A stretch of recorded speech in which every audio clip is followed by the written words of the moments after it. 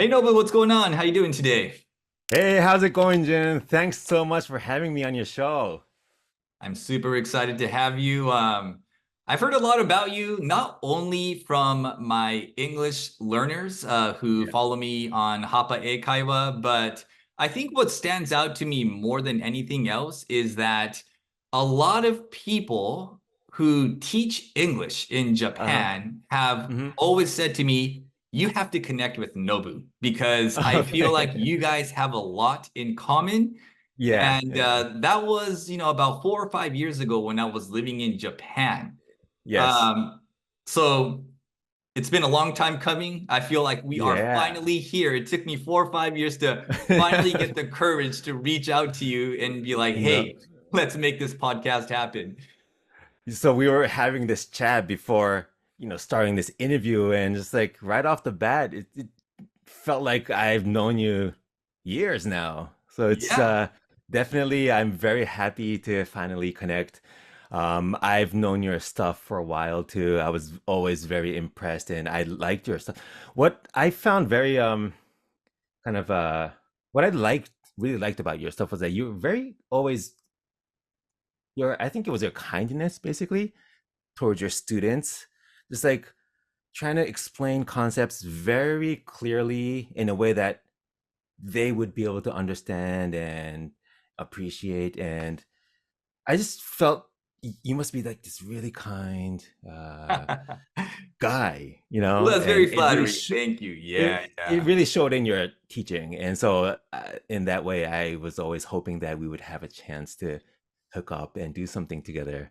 So now here we are. Here we are. Yeah, well, Yeah. thank you very much, Nova. I'm very, very excited to, really dive deep into our backgrounds and Yep. really just about English, right? Yep. So, before we get into the interview, to my listeners, can you quickly Mhm. introduce yourself so they know who Yep. they're listening to today?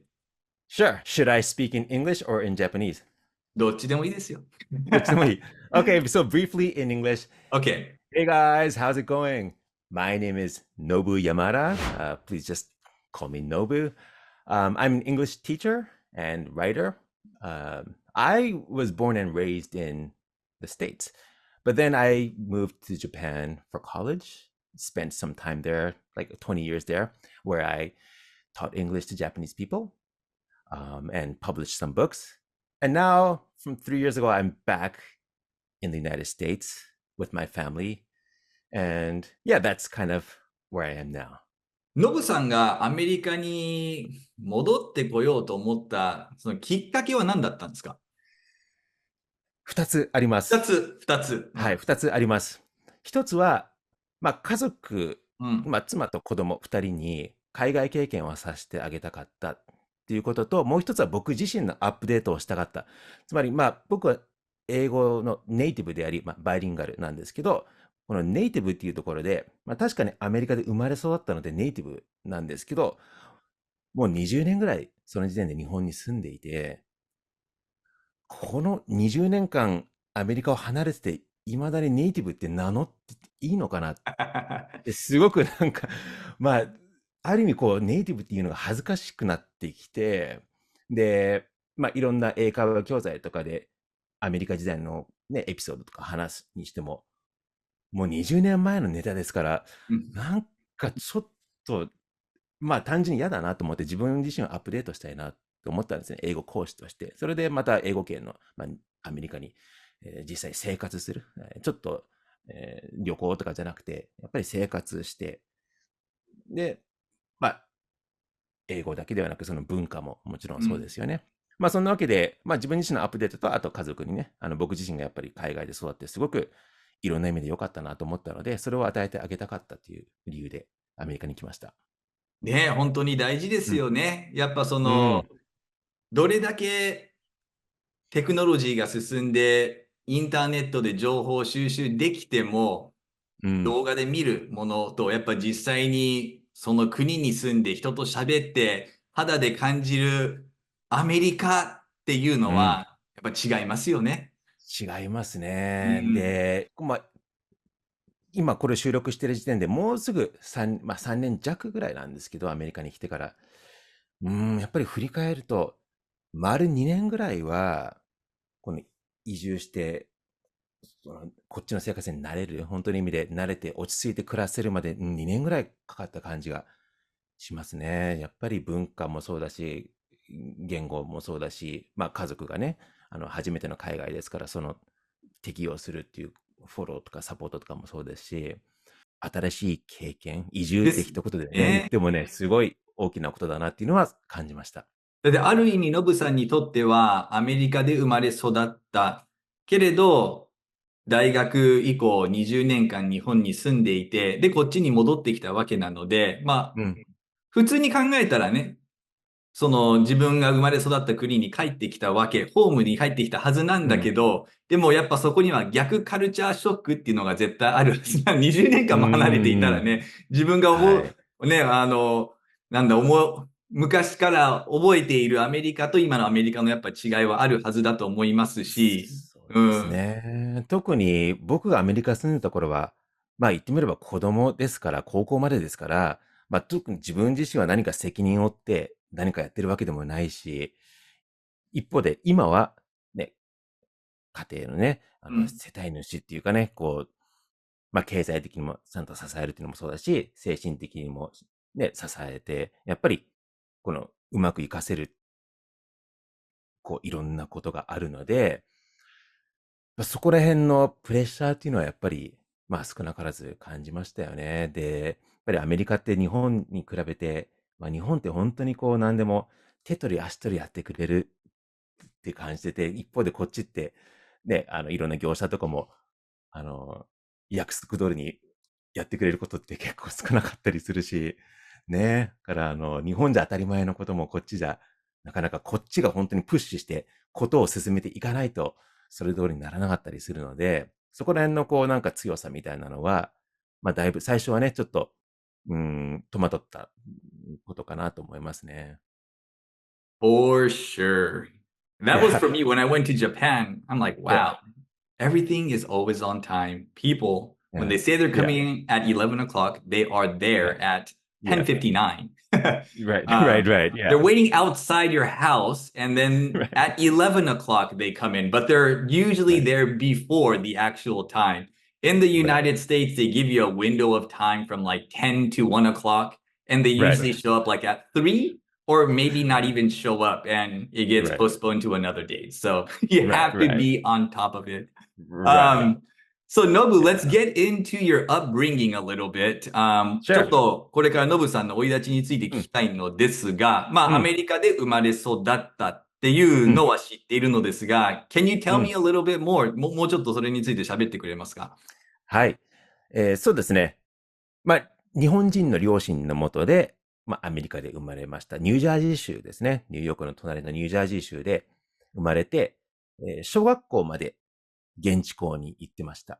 で、中学校からは日本人学校に行って、当時は特にね、日本人のコミュニティがもっと今よりも多くて、えーフルタイムの全日制の日本人学校っていうのに行ってたんですね。で、それ中学。で、高校はバイリンガルの学校うん。行ってました。ニューヨークにあるバイリンガルの学校。で、その後、大学は日本に行きたいと思って、日本に行ったって感じですね。だから、子供の頃は家庭内は日本語、一歩外出れば英語みたいな生活で、育って、で、おそらくやっぱ中高で日本人と接するようになって、すごく日本の文化とか、日本人の感性みたいなのが、僕に多分すごいフィットしたんですよね。それで、大学日本行きたいって思ったんですよね。僕4人兄弟の末っ子なんですけど、上の2人はアメリカに残ったんですよね。ところが僕と、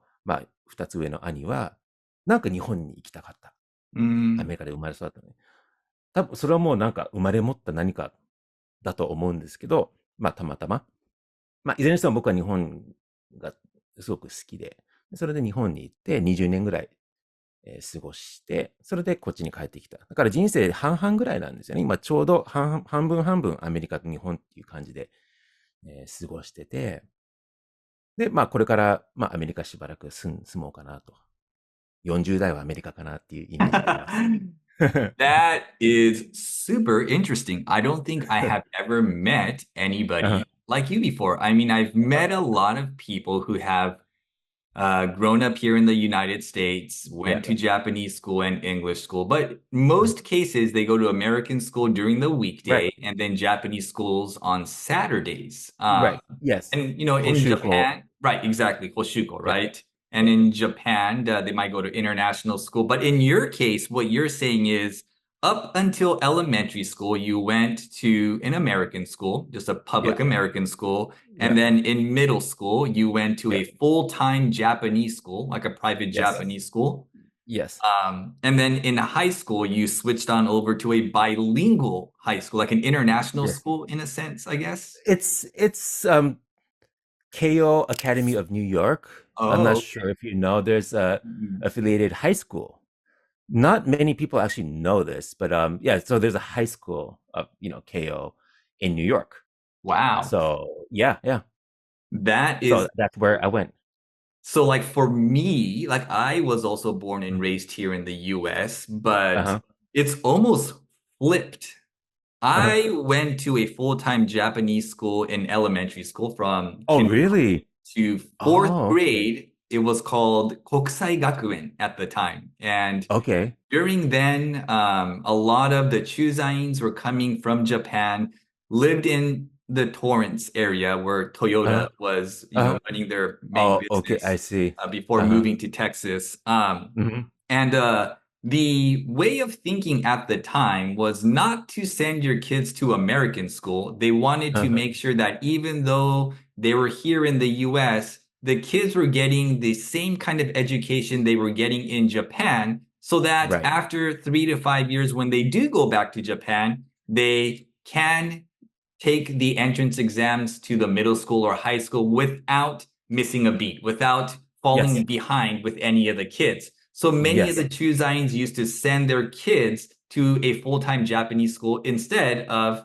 sending them to an American school. So I attended that Japanese school until I was in fourth grade. And then at fourth grade, I attended a public American school. And once a week, I went to Japanese school called Asahi Gakuen as a Hoshuko, all the way until I graduated middle school. Oh, that's very interesting. I'm curious to know why you made that switch. I guess it was your parents' decision, but why switch over at grade 4? That's a great question. And, you know, like you mentioned, it was not my decision. If anything, that was the first time in my life I really, really threw a fit and yelled at my parents saying I am not going to American school because I am Japanese. Really? Like at that point, I really believed that I was Japanese. But my mom spoke with a few of the teachers at the Japanese school. And her real direct question was, what age do my kids have to go to Japanese school to understand the basics of the Japanese language, like hiragana, katakana, and especially kanji? And the kokugo sensei, the tanto sensei at the time says, if your son goes to Japanese school until fourth grade, he will have a good foundation of the kanjis that you need in everyday language. And my mom just took it as it is and said, okay, well then fourth grade it is. And so after fourth grade, she pulled me out of Japanese school and I went on to American school. I see. I don't know how true it is, but I think... Well, it does make sense. And I guess so your parents just saw you guys just continuing living in the States, whereas there was, I guess, no thought of moving to Japan or anything like that. That's correct. Exactly. Exactly. Yeah. So So go ahead. Sorry. No. Go ahead. Sorry. Okay. Yeah. So and that was my dad's mindset and my mom's mindset too, was they had no plans on ever moving back to Japan. So when my dad, who was the one that actually suggested to my mom, we should put our kids into Japanese school first, because he knew that we were planning on living in the US for the long term, and English will come along as long as we live here. But Japanese is one of those languages where if we don't start young and educate them properly at school, they will never be able to speak, read, write, or understand it. So my dad really pushed for it. And, funny story is that when I was around third or fourth grade, I could barely communicate with my dad because I couldn't speak any English. Yeah. Okay. So sometimes I would have to have my mom be the translator. で、お母さんに日本語で言って、お母さんがそれをお父さんに伝えるっていう、そういうコミュニケーションの仕方を子供の時にしてたね。お父さんすごい。でもそれは本当に正しい選択だったかもしれない。日本語の意味では。Mm-hmm. やっぱり、I mean, like, one of the things I was I was always kind of curious and impressed about you, watching your YouTube videos and, your other stuff and even your writing. Your Japanese is very solid. And the reason I say this is because, having grown up in the States, I was always very conscious about my Japanese or my lack of ability in Japanese. And so whenever I saw your writing, I was like, wow, Jun-san really has a good command of the nuances and the Japanese language. And I was wondering how you got that because, I knew you grew up in the States, in LA, and I knew you spent some time as an adult in Japan, but is that really enough to, take you where you are? So I was like, now that I know that you spent, your elementary school, first 3 or 4 years in a Japanese school, it makes a lot of sense. And I think that was a great decision on your part. Yeah.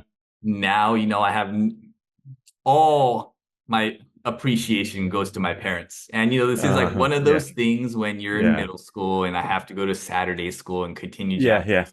I hated it. And I was like, I don't want to go to Japanese school, Mom. None of my friends go to Japanese school. Everybody's playing and I have a basketball game that I have to miss because I have to go.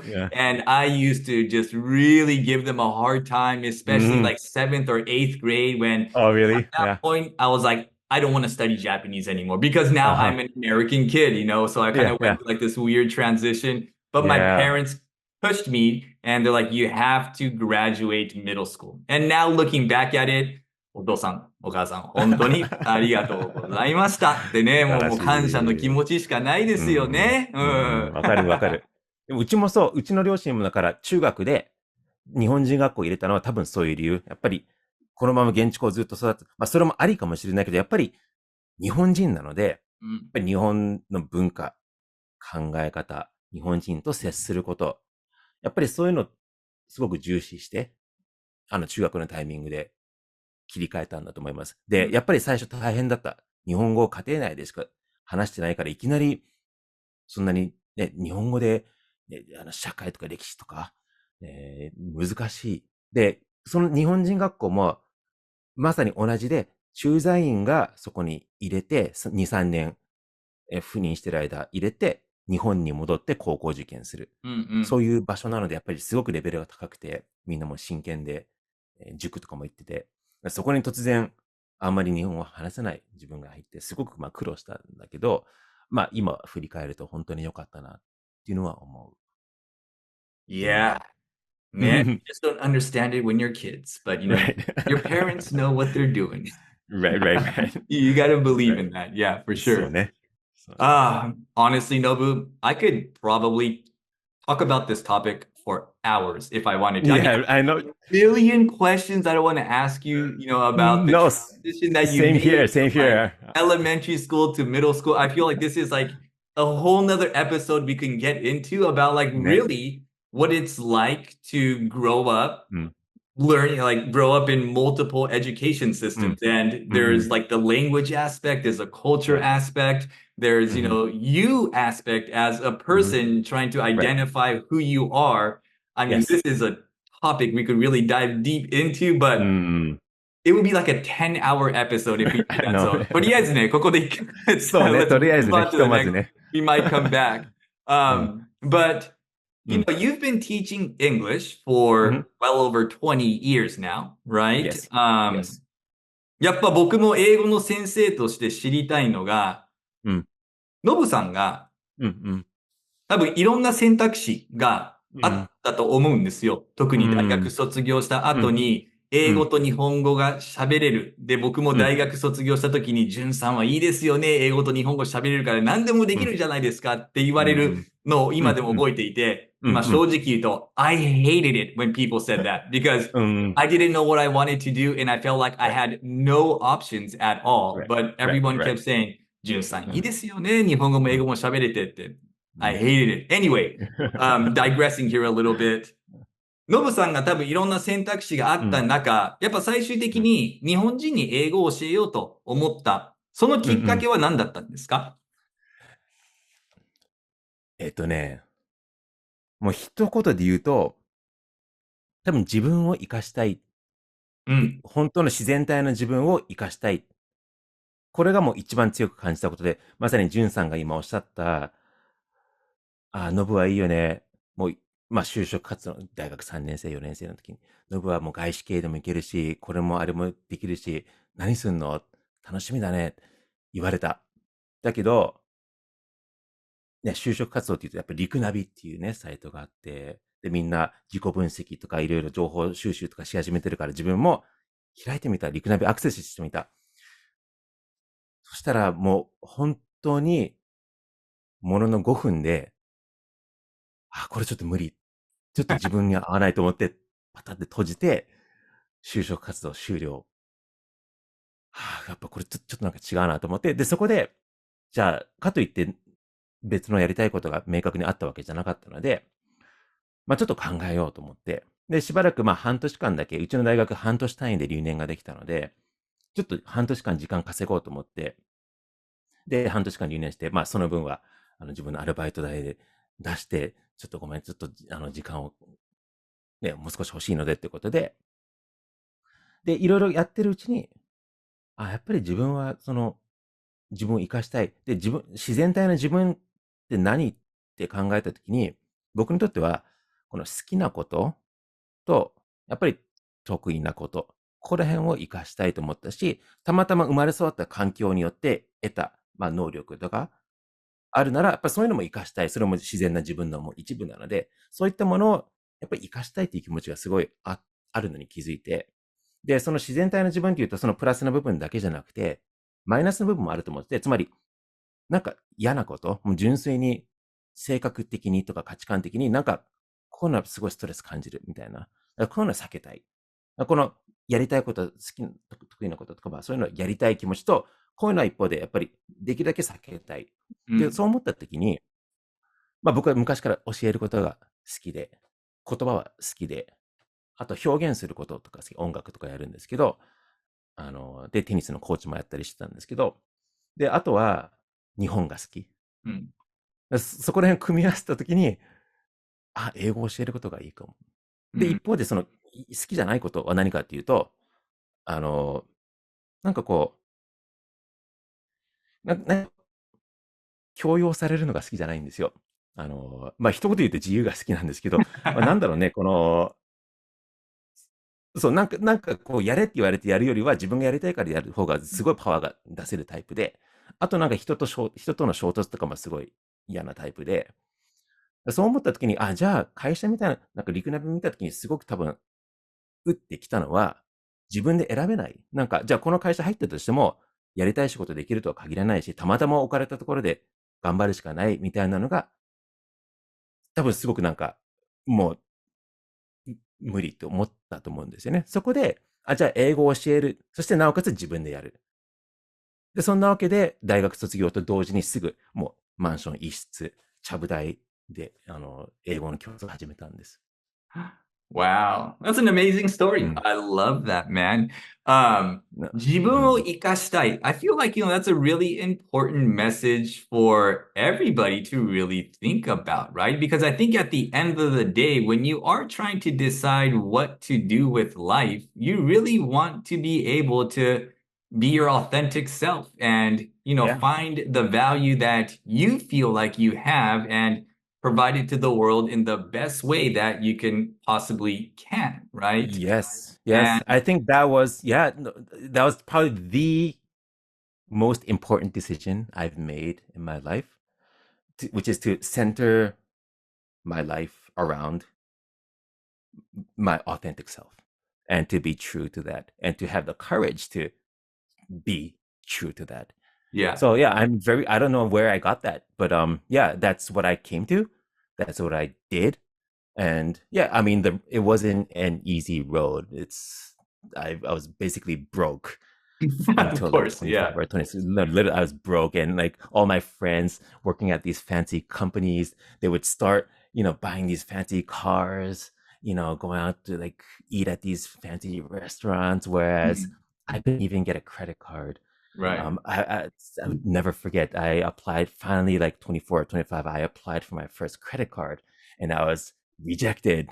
I was like, sorry, we can't extend you this, card. And I was like, wow, just like no social credibility where I'm at right now. But that's part of it. I didn't really take it personally. I mean, it was kind of shocking, mildly shocking, but that's life. And so, it wasn't easy, but I'm just very happy that I stuck with that, just my central, I guess, just mission, or just like trying to stay true.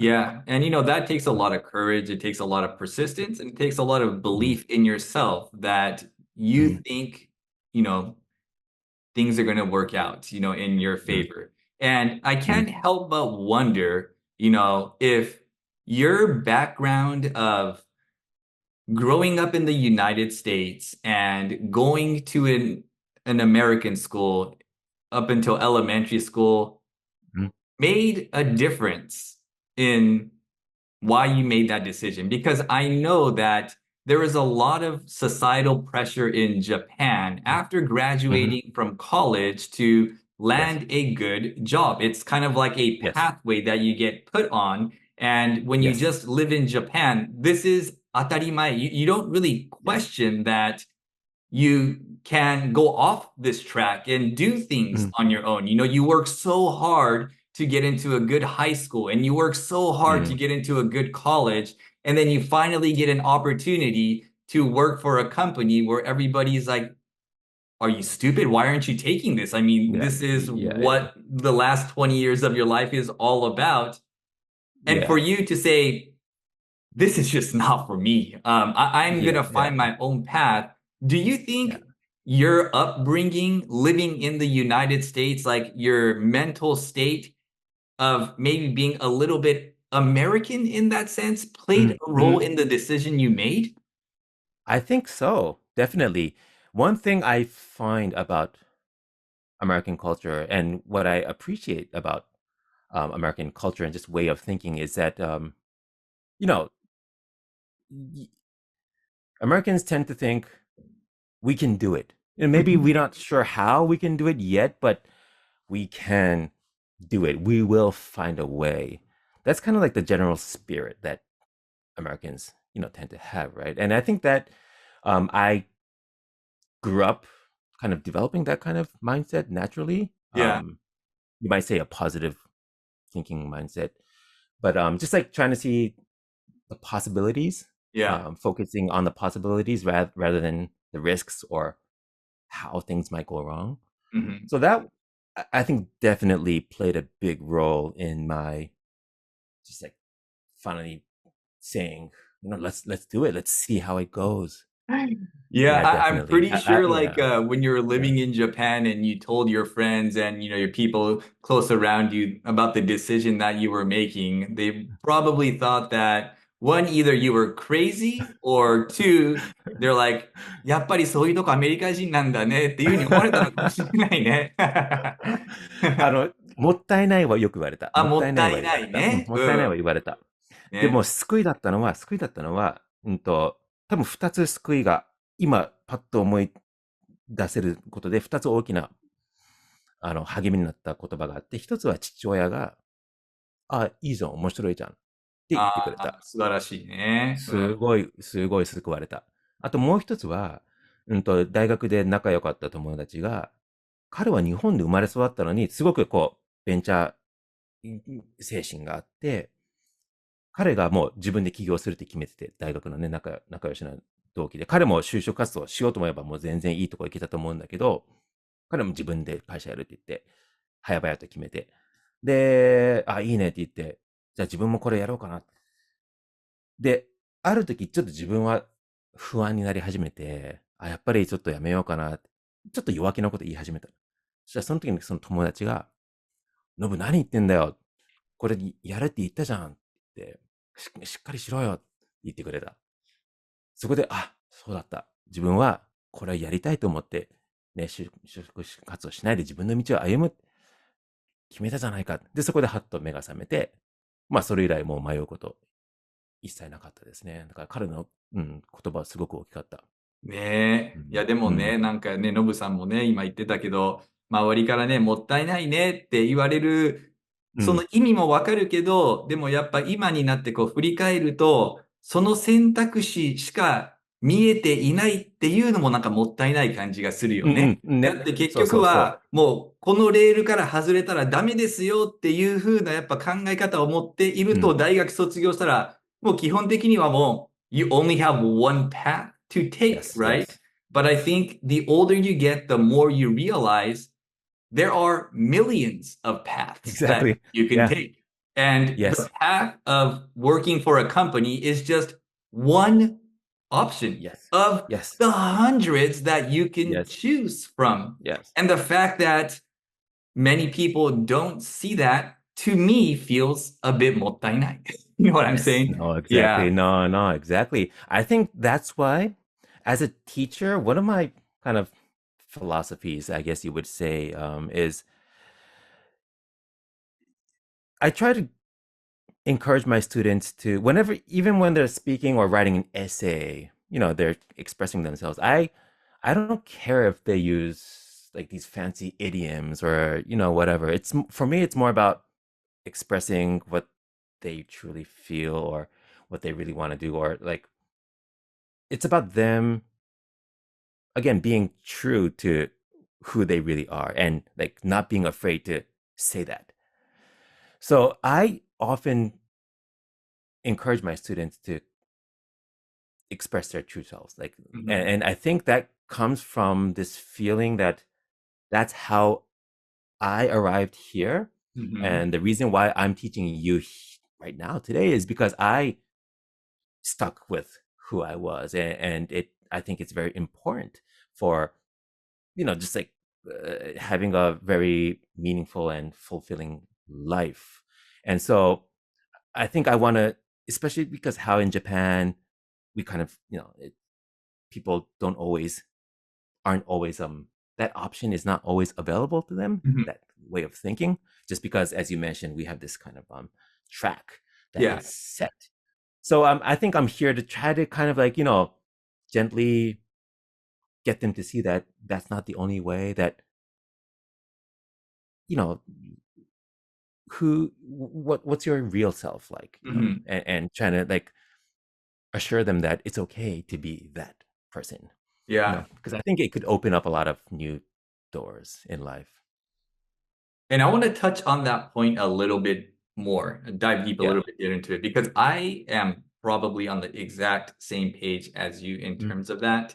Is やっぱ自分の表現の仕方, right? And when you're learning a language, you want to use expressions that you learn from your teacher or from your school or from any YouTube videos. You want to use expressions that make you sound like a native speaker.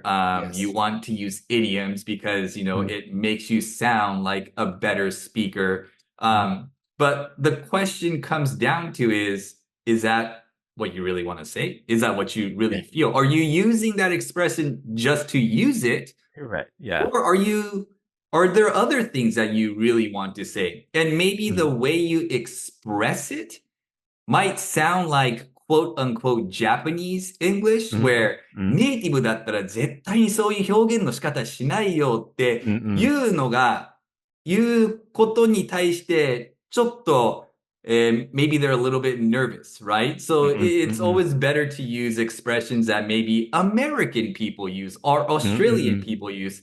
だけど、ネイティブの感覚から言えるのは、the coolest thing about communicating with people from around the world is that they express the same thing in a different way. ね、アメリカ人だったら、こういうふうに表現するけど、ヨーロッパの人は同じ目の前に起こっている同じことをこういう表現の仕方をするんだっていうので、it's refreshing. It's something that I don't get.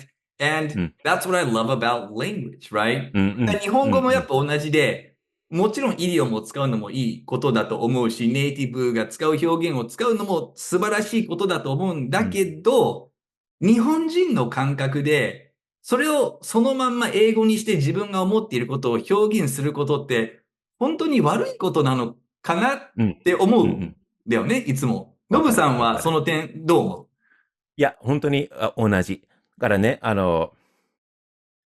やっぱり、憧れを持つっていうのはすごくいいことで、だからネイティブみたいに話したいという憧れを持つのはすごいいいことだと思う。だからやっぱり目標としてね。で、やっぱり憧れがあると頑張れるし、純粋なこのワクワクっていうのは人のすごい素敵な気持ちだと思うから、ネイティブみたいに話したいなっていう気持ちはいいと思うんですよね。ただ、その気持ちがね、結果的に憧れが強すぎるとかして、イコール自分が、だから、これの自分じゃダメだ。みたいな気持ちにつながっちゃうと良くないと思うんですよね。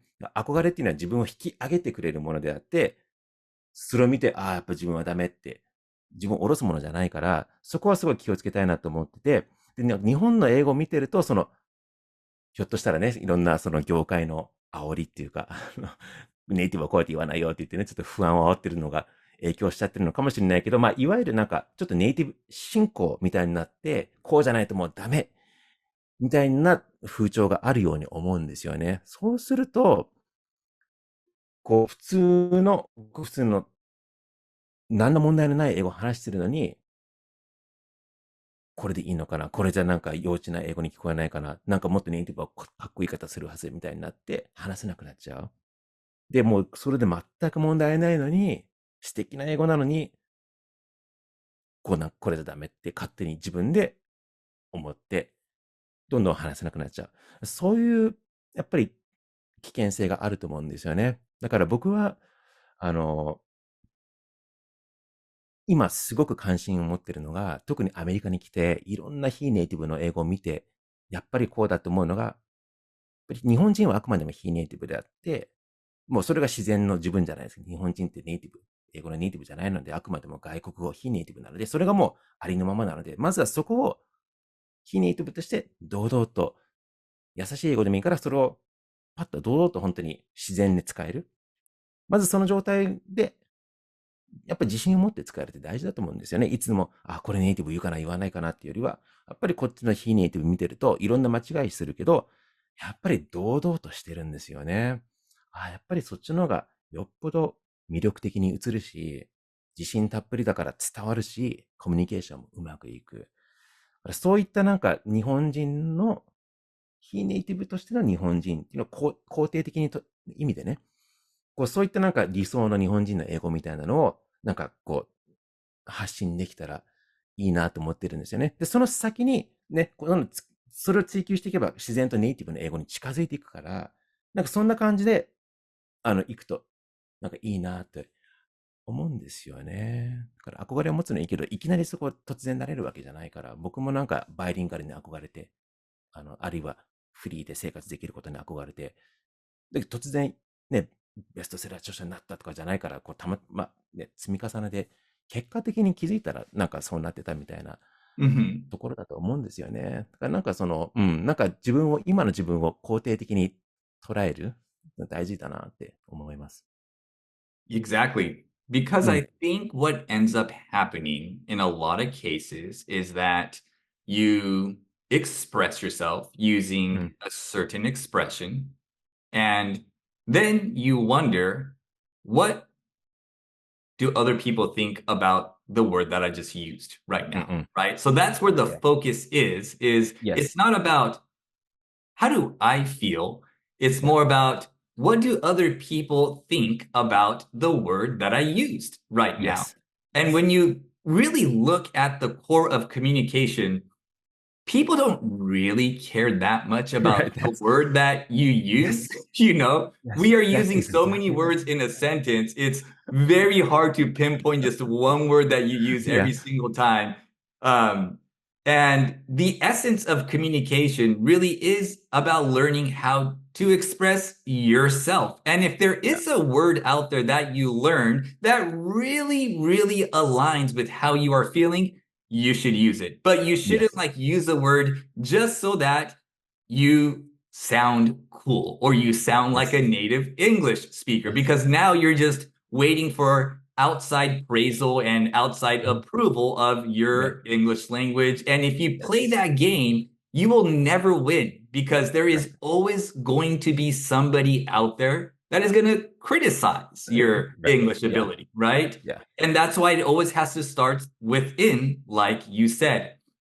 Just to maybe put one more point to this, I think one of the major reasons why a lot of students feel this way is because in most cases, especially Japanese people who live in Japan, the only real opportunity they get to speak English is through eikaiwa lessons, whether that's online lessons or going to an eikaiwa school. And when you speak English to a tutor or an English teacher, their job is to fix your English. Their job is to provide you with feedback. Their job is to give you alternate expressions to make you sound like a better speaker. And that is why you pay money, is because they provide you with feedback. But when you step outside of a school and you live in another country, or you go out and you mingle with friends from all over the world, nobody provides feedback. As a matter of fact, nobody even really cares, if you're making grammatical mistakes here and there. But if you only put yourself in a situation where you are constantly getting feedback from teachers, then you think that's what speaking English is all about, is that you speak English, you get correction. You speak English, you get correction.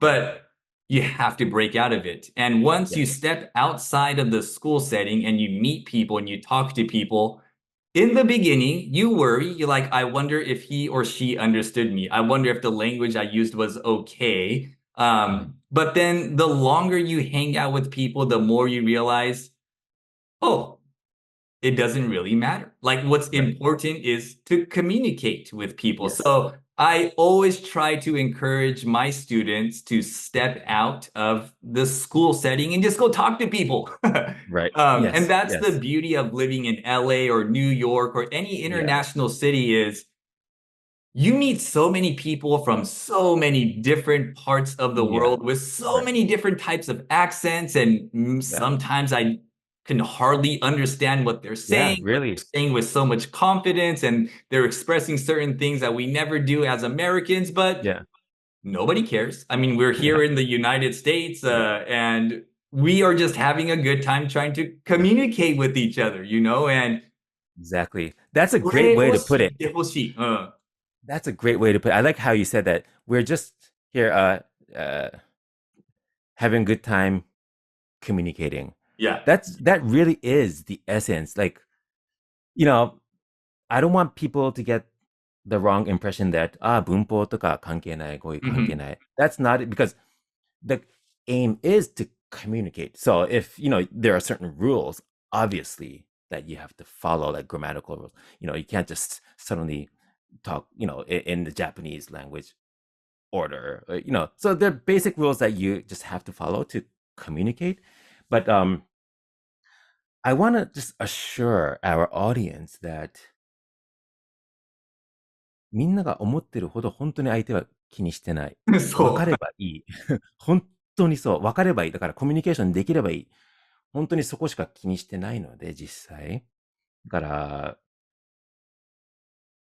ら、just have fun communicating. 本当にそこに尽きるなって思いました。And following up on that ね、でもやっぱり例えば、やっぱノブさんが今言ったみたいに、じゃあだからといって、その文法とかそういうのは重要ではないよっていう話ではなく、of course you need foundation. You have to be able to, you know, structure sentences and string words together so that people understand. You can't just be like, water or like food or like then of course you will be understood, but there is going to be a bit of a miscommunication happening, so you definitely want to set a good foundation. And speaking of foundation, Nobu, I know that is something that is kind of like your bread and butter. You've really have made an emphasis through your teaching that 中学で学ぶ英語だけでも結構コミュニケーションって取れるんですよ。And had bestsellers based on how to properly use 中学英語. So I want to kind of get into this whole like 中学英語 topic. Sure. 実際にやっぱり、中学生、日本語で言うと中1、2、3だよね。3年間の中学校で学ぶ英語。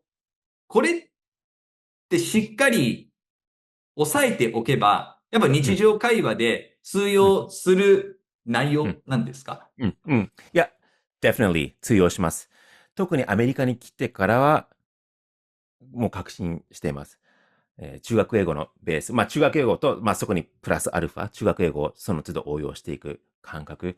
で、からもう本当にシンプルな英語を、流暢に、パッと流暢に応用できるっていうのがポイントだと思ってるんですけど、これでも一つね、すごい大事なことがあって、だから、会話って考えたときに、二つのスキルがあって、会話って話すとか書くの、これアウトプット、発信と聞く、読むの、理解、インプット系があるじゃないですか。で、この両方必要ですよね。会話って。聞くこともあるし、話すことも。両方大事と。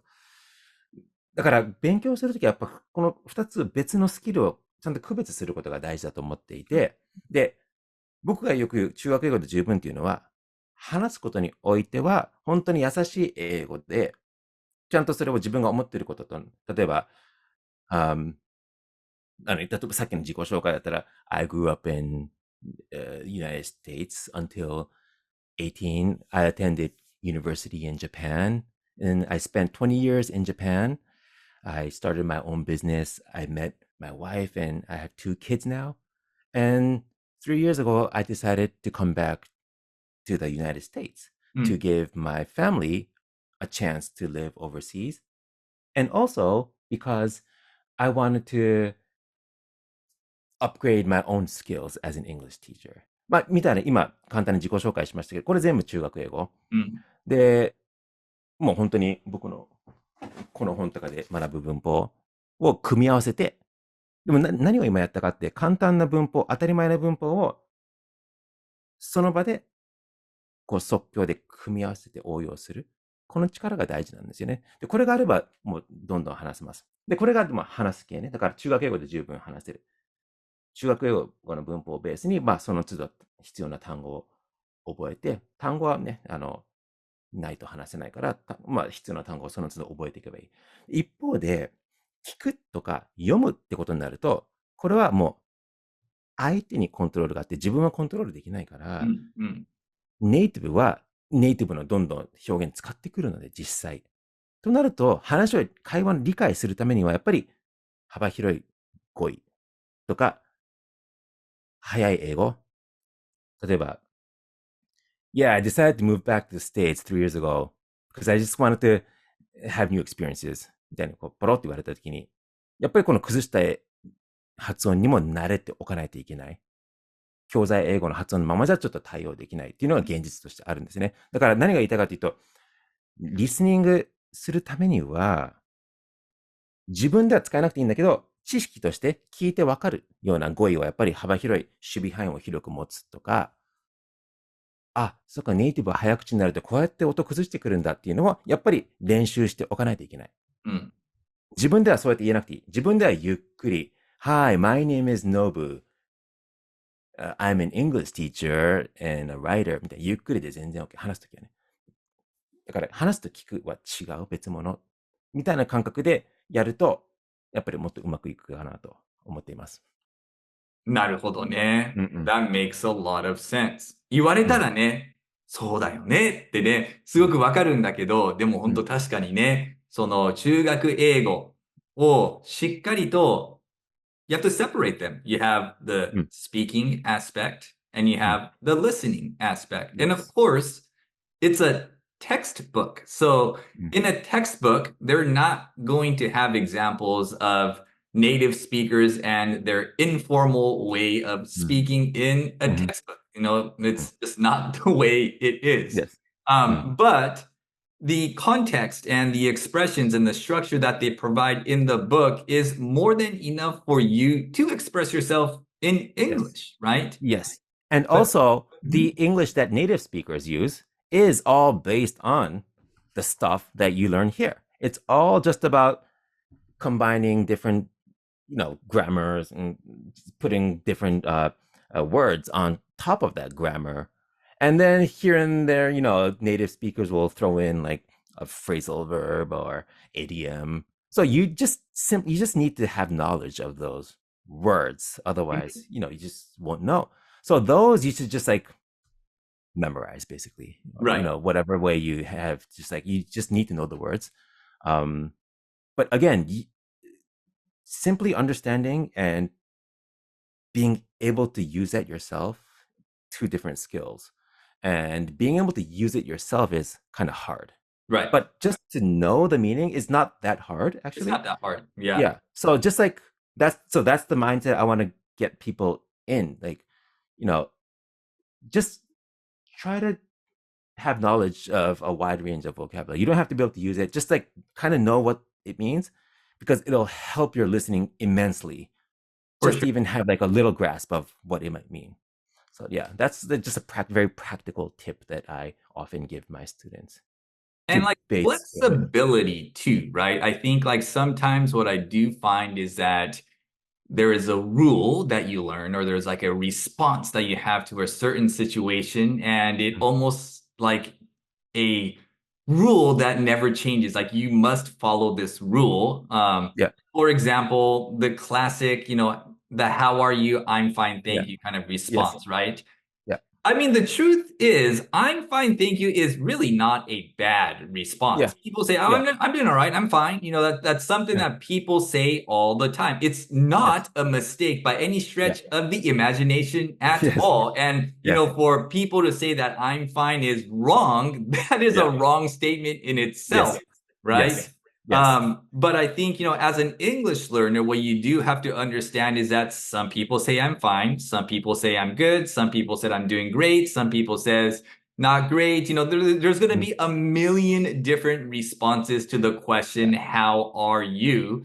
yeah, And you don't have to, it's not like an answer to like a math question where you mm, only have one possible solution.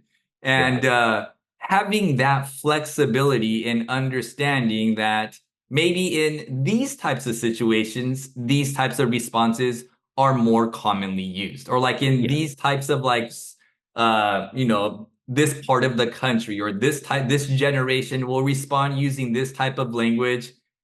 Having like that flexibility and understanding makes a big difference, yes, yes, yeah, and yeah, like I think to me, when it comes to like being a native speaker, and I think the mm, reason why it's really difficult for really a non-native speaker to become a native speaker is because when you are a native speaker, you have the ability to change the way you speak depending mm, on who your audience is, right? mm-hmm, mm-hmm, And when you learn a language as a second language, you are kind of learning it one way, one pattern right, from a book. And then through experience, you learn variations and, mm-hmm, informal language. But when you grow up yes, with the language, if I am speaking with somebody that grew up in Los Angeles around my mm, age range, the mm-hmm, way I speak and the way language that I use is going to be like somebody that is from this area. But if right, I am yes, speaking with somebody who is from New York that is 20 mm, years older than me, then the language that I use with that person is going to be completely different than yes, somebody that I'm speaking to that is around my same age. yes, Same, like my close friends that I grew up since high school.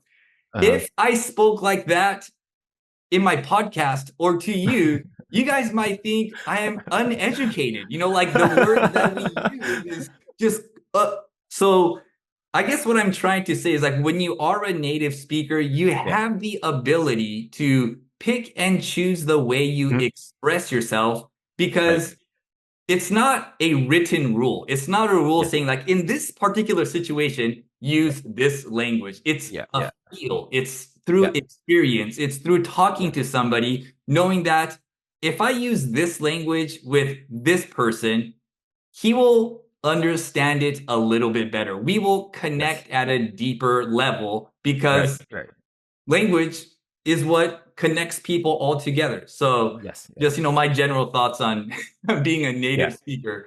でもそういうことだと思うんだよね。I don't know. そういうことだと思う。そう。だからやっぱり最初いきなりそれをね、日本人の学習者にやっぱり求めちゃいけないと思うんですよね。で、それをやりすぎるとやっぱり本当に固まっちゃうから、それはもっと後でこういうこともできるとさらにもっと深い、ちょっと距離感縮めることもできるみたいな良さはあるけど、その全然手前のところで、ざっくりこういう時はこういうフレーズをよく使うよ。こういう時はこういうの使う。こういう時はこういうの使えるよ。簡単だね、そのレパートリーがあれば、もう十分やっていけるから、注文するときは、例えば、give me coffee とか、coffee please じゃなくて、can I have a large coffee? 例えば、question form ね、疑問形にして言った方がもっと丁寧みたいな。I'd like to みたいな、ちょっと希望を言いたいときは、I want to よりは、やっぱり I'd like to 使った方がいいよね、とか、ちょっと遠慮気味にお願いしたいときは、Do you think you could help me out with this? みたいな。なんかそういったぐらいの、それ程度の、こういう場面でこういうのを押さえておけば、あとはもうその都度、今おっしゃったみたいに、経験を通して、なるほど、こういうのもあるんだ。経験を通してね、こういうことですよね。でもなんか手前はもう全然、そんな必要ないっていうかね、基礎的なところでも十分本当にやっていけるから。いや、本当にね、その通りだと思うんですよ。やっぱ注文するときもね、ファストフード店で注文するのか、ちょっとね、高級なおしゃれね、ちょっと洒落た店に行ったときに、周りの雰囲気を見てね、なんかみんながいい格好をする中で、多分注文するときっていうのは、マクドナルドの店員さんに注文する自分の喋り方と、ちょっとおしゃれした店にね、注文する自分の喋り方って、絶対違うはずなんだよね、ここっていうのは。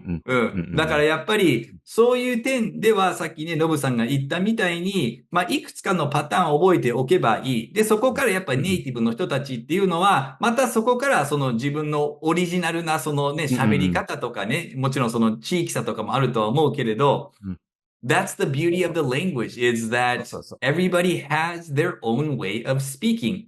Coming back to the point of だったら日本人も日本人らしい英語を広めて喋ればいいんじゃないのかなっていうのがね、いつも僕の考え方なんだけどね。そうそうそう。だからなんか多分ね、僕はそれを伝えるために、その中学英語がなんかシンプルな、もう中学英語でいいよって言えば、一つのもう出発点土台。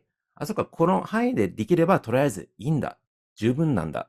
でもちろんその先、もっといける人はどんどんやってほしいけど、なんか一言で、中学でもいける、言えるとね、やっぱりすごくわかりやすいと思うんですよね。で、実際それは嘘じゃなくて、本当にそうなので、ただ中学英語はね、だから使える状態にしたいから、さっき話したみたいに、じゃあスピーキング力上げたいんだったら、やっぱりね、パパッとね、応用できる力は必要だから、やっぱ普段からね、ちょっと即興で話す練習、パパッと流暢に話す練習をやっぱりした方がいいし、リスニングだったら同じ中学英語でも結構早い発音でババーって言われると、やっぱちょっと戸惑ったりするから、やっぱりその早い発音も慣れておこうみたいなね、その使える状態にしなくちゃいけないっていうのはもちろんある。だけど、あくまでもこれがベースになっているので、なんかそういう気持ちでやっていくと、すごく、いいと思います。で、実際に、例えば今このポッドキャストを聞いている、英語学習者の人たちが、じゃあ、そうだね、やっぱ中学英語からやり直そう。でも実際にじゃあ、中学英語からやり直したいけれど、どこからスタートしていいかわからないっていうちょっと疑問を持っている人たちに、もちろんね、ノブさんが、ノブさんが書いた中学英語一つ一つ分かりやすくから多分スタートするのがベストなんだけど、例えばこの本プラス実際にこの中学英語からスタートをこれからしたいですって思っている人たちに、その第一歩としてどういうアドバイスを？やっぱりね、今少し即興で話すって話をしたんですけど、僕の今の一押しは、なんか一周回ってここにもう行き着いたっていうのが、やっぱり話す練習ですね。即興で話す練習。例えば練習するときに、日記を書くとかあるし、ちょっと日本語から英語に訳す。これも最初いいと思うんですけど、やっぱり英語を話すっていうのは、もうその場で思いついたことを話すっていうのが会話じゃないですか。だからやっぱりそれをもう最初から練習するのがいいです。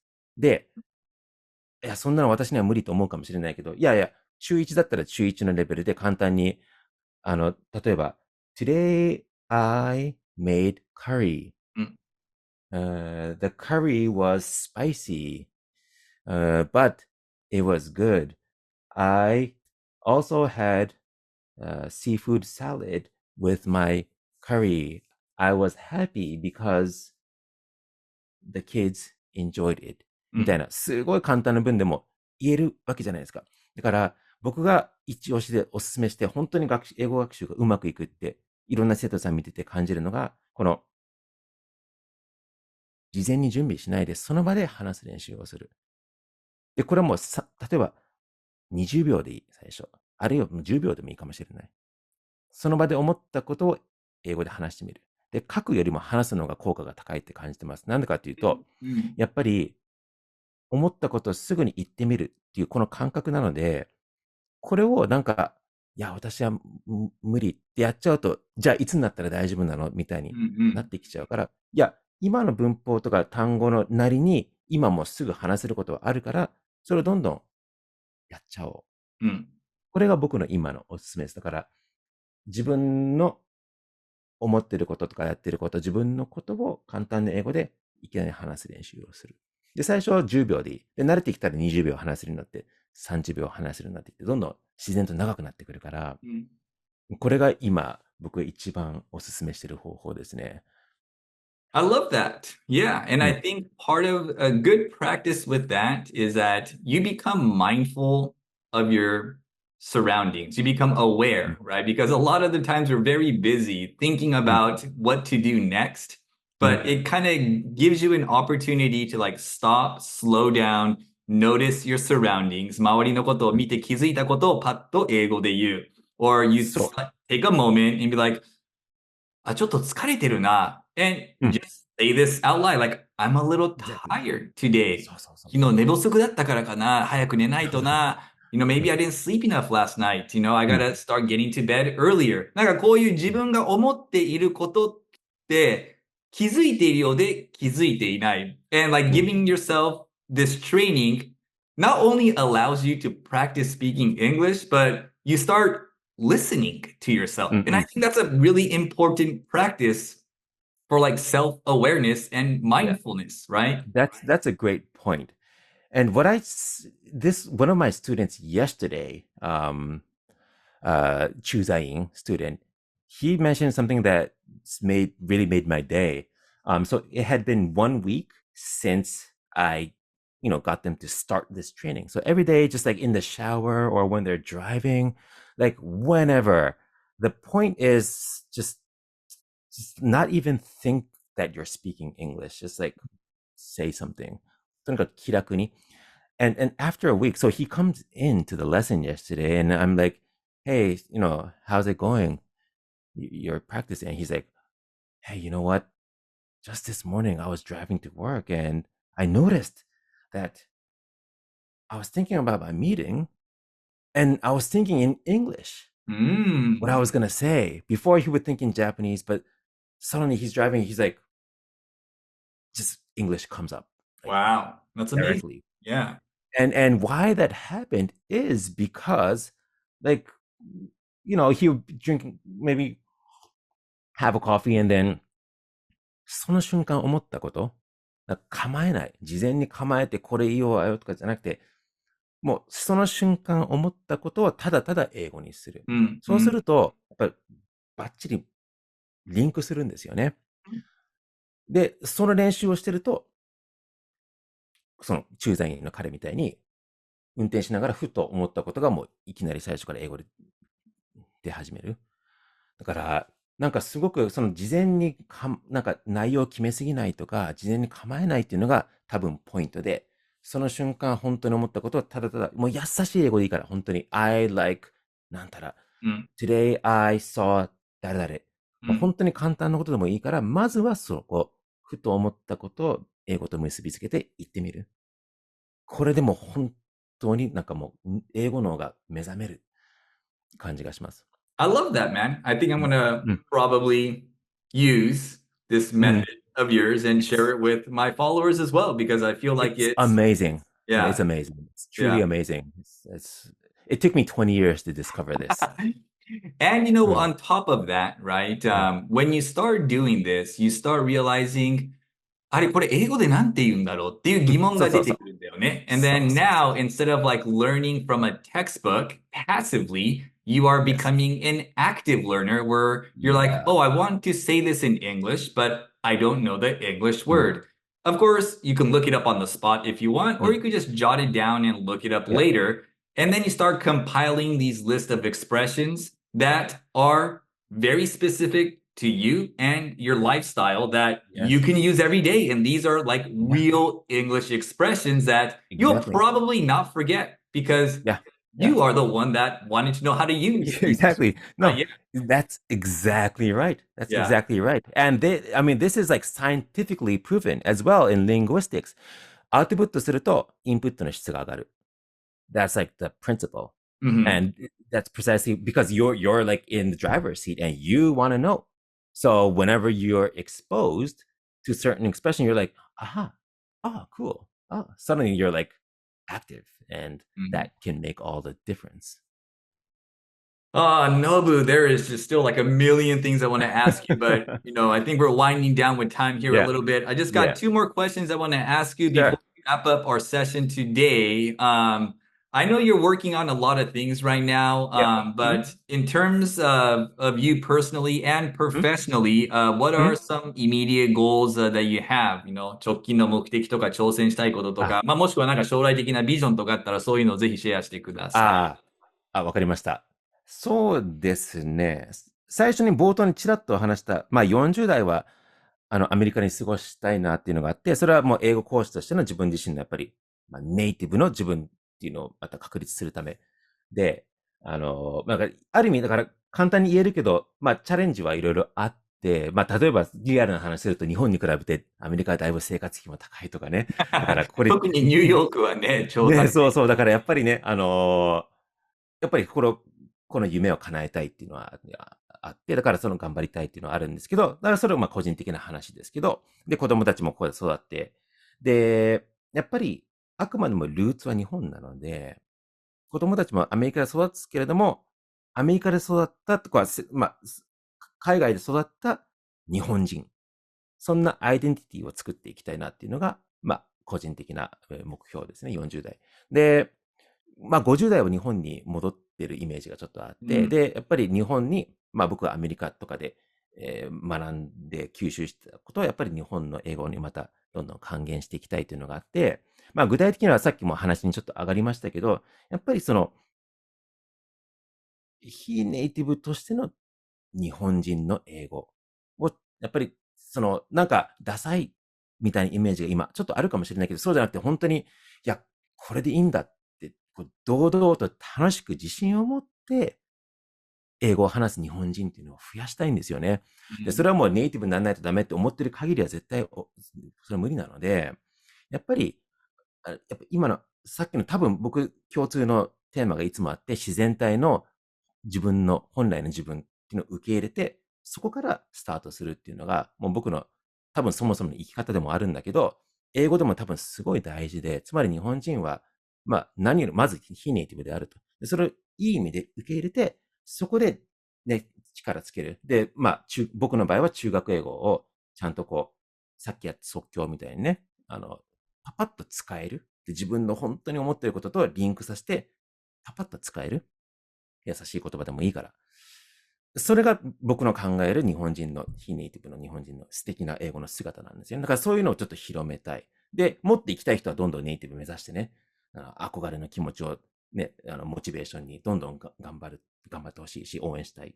でもなんかそんな気持ちがあるんですよね。だから日本人にそういった新しい、これまでちょっとまだどこを目指していいかわからない日本人が多いと思うんですよね。だから何もないからやっぱりネイティブみたいになるけれども、で、もちろんそれ否定してるわけじゃないんだけど、やっぱりその手前のね、今もっと広く日本人が、今すぐもっとね、楽しく英語をこう身につけて、本当にこう人生豊かにする方法があると思うので、なんかそこら辺をもっと広めたいなっていうのがありますね。だからもちろん40代のアメリカにいるうちもやるんだけど、まあ、僕らライフワークとして、そういうのをずっとやっていきたいと思っています。Beautifully said, man. I love it. Yeah. So the first step, start with Nobu. And then once you graduate from Nobu, then you can come to Hapa英会話. I feel like that's the step right there, right? いいね、いいね。You know, I mean, like, あながちそれはね、あれかもしれない。ただのジョークじゃないかもしれないね。I would love to, like, no, I think like, and it's kind of interesting because like, I'm on the East Coast, you're on the West Coast, and it's kind of like this kind of, kind of opposites, but, the same. And yeah, no, I would love to kind of keep doing this kind of stuff. I really enjoyed our chat, and I think, we're on the same page on so many important For sure. things. I mean, today was really the first time I really got an opportunity. Not really got an opportunity. Today was the first time that I met you via Zoom and spoke to you. This was our very first time chatting with each other. Before we recorded this podcast, we spoke for about 20 minutes and then we went right into the interview. But man, I feel like I've known you for years. I feel like I'm talking to one of my buddies, and I know. No, this is amazing. I love it. This is amazing, really. Yeah. And one final question that I ask every single person that comes on is kind of a random question, but if you could put up a message on the Shibuya Crossing billboard for everyone to see, what would that message be? Okay. I see. No, I have a message. This is something I have a message. So again, it's going to be related to the things I've said, but it's be kind to yourself. Love that.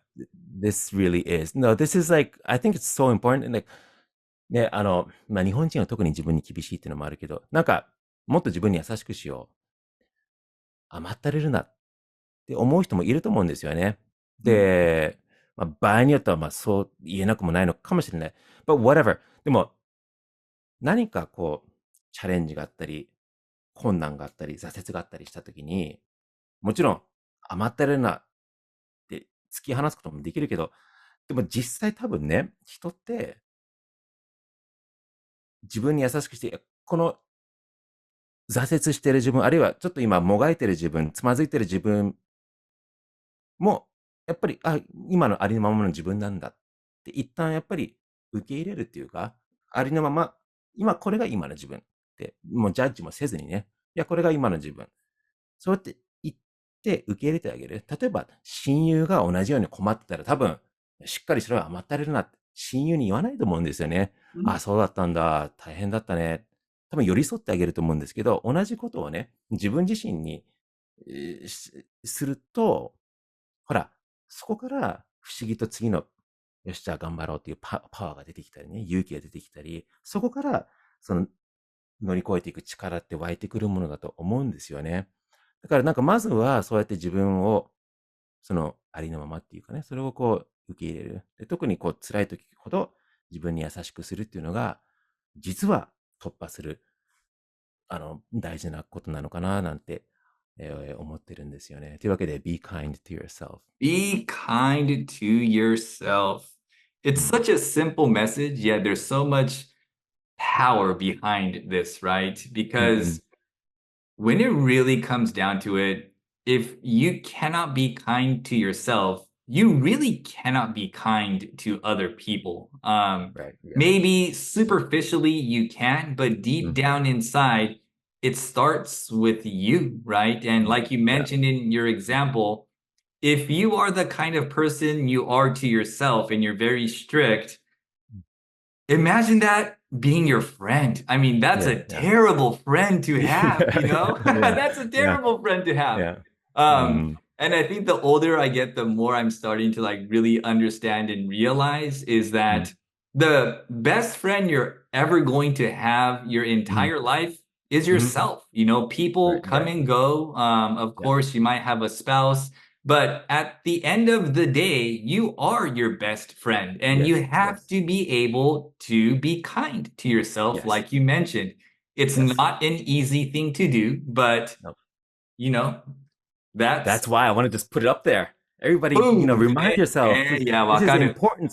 Yeah, it's important stuff. I mean, and it's easy to just like brush it off saying, you know, but I think for me, at least, it's one of the most important messages I could give myself. So, you know, I wanted to share that. Excellent. With everybody, yeah. So, Nobu, if my listeners today want to find out what you're up to, what's the best way for them to see what you're doing? Yeah, so I would say my Instagram page is where I do most of my posting. I do have like a small YouTube page, but I'm still working on that. I would say Instagram. Yeah, please feel free to, you know, friend me and message me, or, you know, let's hook up. And this is kind of who I am. I like to talk and connect and just have a good time communicating, right? After all, that is what English is about. And just have fun learning, right? Learning should be fun and enriching, right? So that's kind of really my message, and just how I am and how I hope to enjoy English with our community. So yeah.